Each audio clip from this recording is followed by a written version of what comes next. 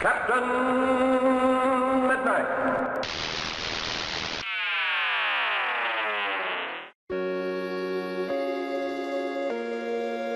There's been a lot of Batman games through the years, many of which I really like. The NES Batman, which was ancient even when I first played it, is an old school favorite of mine, and I've always felt that Vengeance was a bit underrated too. And then of course there's the Arkham series, which set a new standard for the genre and ushered in a combat style that games are still mimicking to this day. But for me at least, none have put the players into the boots of the Caped Crusader quite as well as Batman the Telltale series. I'm gonna dive into that here, but first I did want to let you know that there will be some very light spoilers for Season 1, not the big choices or anything, but I will be talking about the characters featured in the game. I won't be spoiling anything from Season 2 though, so you don't have to worry about that. Read 'em and weep. 4 Pikachus. Looks like I win. What? Before Telltale, what the good Batman games have really excelled at is delivering the visceral thrills of being the character. Soaring around a beautifully rendered Gotham, descending onto criminals from the sky and beating them to a bloody pulp, and then watching as they explode into red flames. Okay, maybe the NES version doesn't quite work for this example, but you get what I mean.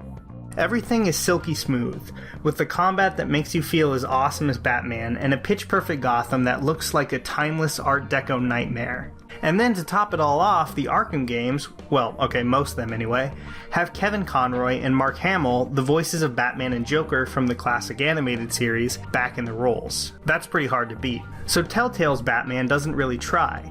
Its combat is some fun, but kind of perfunctory QuickTime events, and its voice cast is solid, but can't really compete with a bunch of actors who will forever be associated with the characters. But it has another trick up its sleeve entirely, being the best Bruce Wayne simulator ever made. The past games, for all their achievements, are primarily action games, so naturally Batman's alter ego tends to take a back seat. Not so with the Telltale version.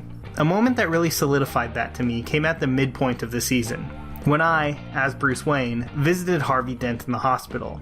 Yeah, one guess what injury he was in there for. The game had already spent a lot of time developing your friendship with Harvey and done a really great job of it.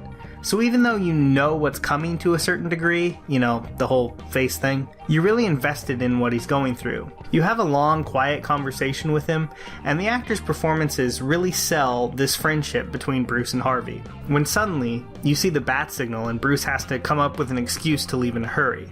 And that's where the unexpected part came in. As Harvey Dent pleads with you to stay because he's feeling really alone and is clearly in a pretty awful place, I felt really terrible having to leave him there. That's just one small scene, but it's something that no other Batman game could pull off. I mean, I had a long, nuanced conversation with Two-Face, and then felt bad for having to leave him in the hospital. That is a long way off from how this character is usually portrayed in games. And really, this version of Two-Face is one of the best, period, in my opinion.